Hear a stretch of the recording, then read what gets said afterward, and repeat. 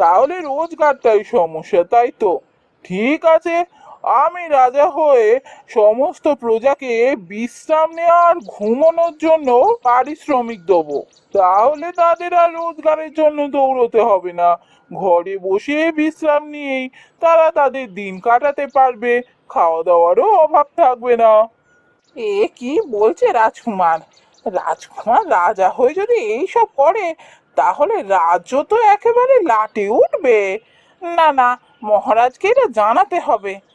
আগে রাজকুমারকে নিয়ে বাগানে যাওয়ার চেষ্টা করি।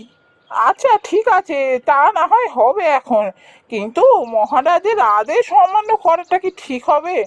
চলুন রাজকুমার, এই কিছুক্ষণের জন্য অন্তত ঘুরে আসবেন, চলুন। ও, বড্ড জ্বালাস তোরা। ঠিক আছে, যাচ্ছি।